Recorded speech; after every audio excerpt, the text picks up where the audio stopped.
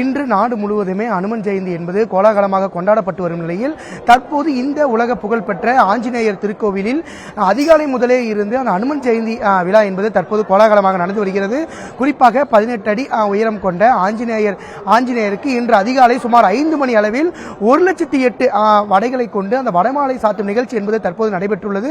தொடர்ந்து ஆஞ்சநேயரை தரிசிப்பதற்காக வெளி மாவட்டங்களிலிருந்து வெளி மாநிலங்களைச் சார்ந்த பக்தர்களும் தற்போது இந்த நாமக்கல் ஆஞ்சநேயர் கோவிலுக்கு படையெடுத்து வருகின்றனர்.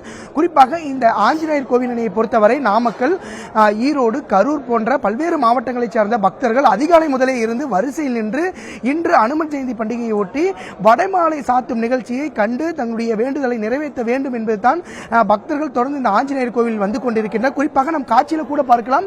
தொடர்ந்து இந்த ஆஞ்சநேயருக்கு ஆண்டிற்கு ஒரு முறை இந்த அனுமன் ஜெயந்தி பண்டிகையின் போது சுமார் 1,08,000 வடமாலைகளை சாத்தப்பட்டு அந்த உற்சாக கோலாகலம் என்பது கொண்டாடப்பட்டு வரும். தொடர்ந்து இன்று காலை 10 மணி அளவில் வரை இந்த வடமாலை சாத்தும் அந்த அலங்காரம் என்பது ஆஞ்சநேயருக்கு இருக்கும். தொடர்ந்து அந்த 10 மணி முதல் 2 மணி வரை தங்க கவசத்தில் வந்து ஆஞ்சநேயர் வந்து காட்சியளிப்பார்.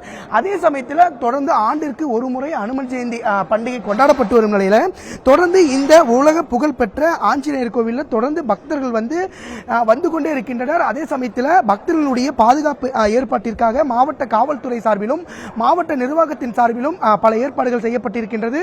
அதே சமயத்தில் குடிநீர் வசதி, மருத்துவ வசதி, அதே சமயத்தில் ஆங்காங்கே காவலர்கள் வந்து பாதுகாப்பு பணியில் ஈடுபட்டு வருகின்றனர்.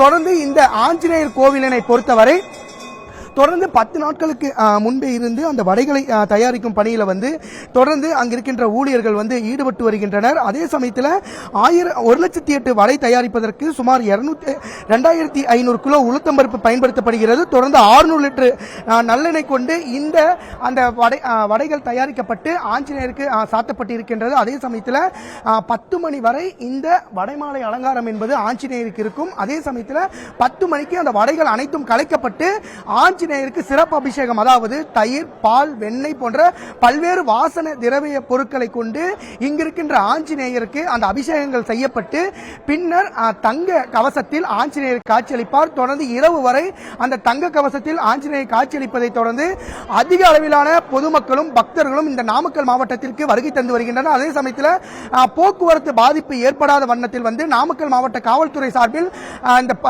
நாமக்கல் நகருக்குள் வந்து இன்று மாலை 3 மணி வரை வந்து எந்த ஒரு கனரக வாகனங்களும் இருசக்கர வாகனங்களும் வருவதற்கு தடை என்பது விதிக்கப்பட்டிருக்கின்றது. தொடர்ந்து கோவில் நிர்வாகத்தின் சார்பில் அன்னதானம் வழங்குவதற்கான ஏற்பாடுகள் நடைபெற்று வருகிறது.